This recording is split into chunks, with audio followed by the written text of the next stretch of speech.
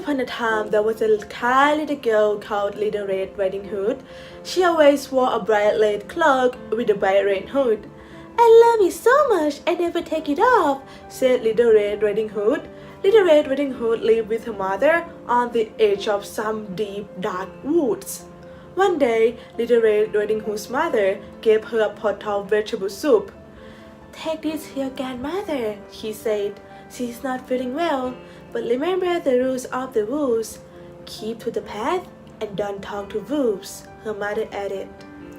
"I will," promised Little Red Riding Hood, and she set off. At first, the sun shone and the birds sang. All of a sudden, "There is a wolf hiding behind the tree," said. "Aha! There goes my lunch," and he followed Little Red Riding Hood through the wood.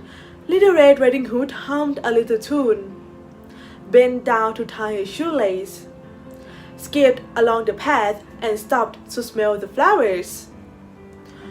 "Good morning, Little Red Riding Hood," called a woodcutter. "Good morning," said Little Red Riding Hood, waving to him. The wolf that had followed her for a while had an idea. "I know, I will run ahead and wait for her." Little Red Riding Hood walked deeper and deeper into the woods. It grew darker and darker.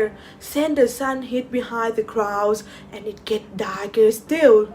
So Little Red Riding Hood didn't see the wolf waiting for her on the path, and the wolf didn't see Little Red Riding Hood either. "Come on, my lunch, where are you?" Wolf said. Little Red Riding Hood stopped on the wolf's tail. "Oops!" Then on his paw, "Oh, my paw!" and dropped her basket smack on his head. "Oh, my head!" "Look, where are you going?" said the wolf huffily. "But you are in the middle of the path," said Little Red Riding Hood. She had forgotten the rule. Don't talk to wolves. "What have you got in that basket?" asked the wolf hungrily. "Vegetable soup," replied Little Red Riding Hood. "I'm taking it to my grandmother." "Vegetable?" cried the wolf. "How rewarding! Wolf only eat juicy red meat. I never touch vegetables," he added. "Now time for my lunch," the wolf thought. The wolf was about to gobble up Little Red Riding Hood, but then he had an idea. "Perhaps I can eat Little Red Riding Hood and her grandmother," he thought. He put on his soft voice. "Where does your grandmother sleep?" he asked.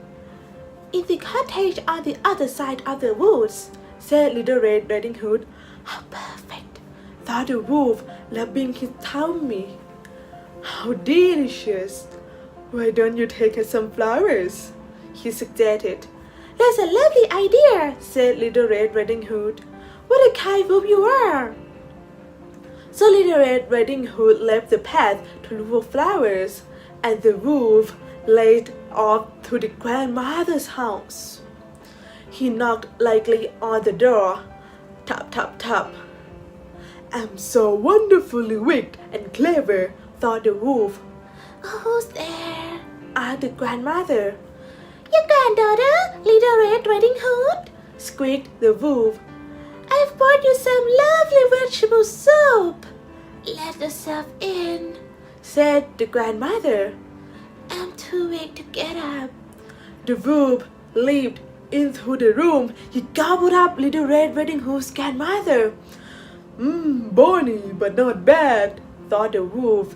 Then he climbed into the bed to wait for Little Red Riding Hood. Soon he heard a knock at the door. "Who's there?" he said. "It's your granddaughter, Little Red Riding Hood." "Let yourself in," called a wolf. "I'm too weak to get up." He pulled on the grandmother's cap and hid under the blankets.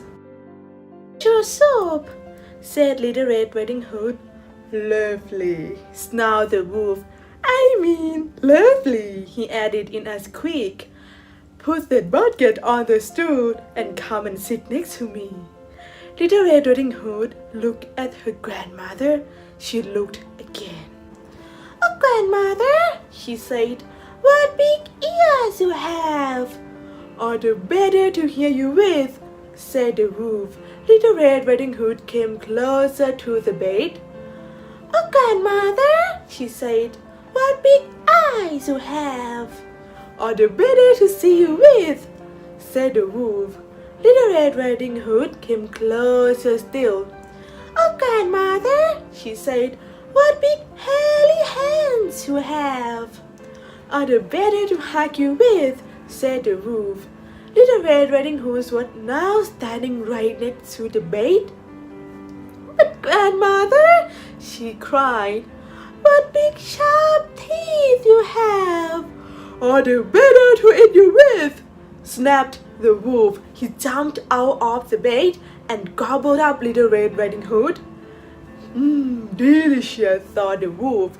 Food at last, he said, licking his lips. Then he lay down on the bed to sleep. As the wolf slept, he snored very loudly. He snored so loudly, the wolf cutter heard him. I've never heard the old woman snore that loudly, he thought. I will just make sure she's okay. But the wolf cutter couldn't see the grandmother anywhere, only a very fat wolf. Oh no, thought the wolf cutter. The wolf's eaten the old woman. Just then, the wolf cutter had an idea. Perhaps the old woman is still inside you. I may be able to save her. He picked up some scissors, then he snipped on the wood tummy. Snip, snip, he saw a bright-red hood. Snip, snip, Little Red Riding Hood's head popped out. Keep cutting, she cried. Grandmother is still in there. Snippity snip, father. The wolf cutter kept cutting until grandmother popped out too. Did I fall asleep? Said grandmother. Quick as a flash, Little Red Riding Hood ran outside and picked up lots of stones. The wolf cutter put them in the wolf's tummy, and the grandmother sewed the tummy up. Then the wolf woke up, tried to sneak out of the door, but the stones rattled inside him. Huh! Now everyone can hear you coming, said the wolf cutter laughing. But I will never catch anyone, cried the wolf. Exactly, said the wolf cutter. You just have to eat vegetables instead, said Little Red Riding Hood. The wolf never ate another person. I don't like little girls, said the wolf. As for Little Red Riding Hood, she's never ever talked to a wolf again. The end.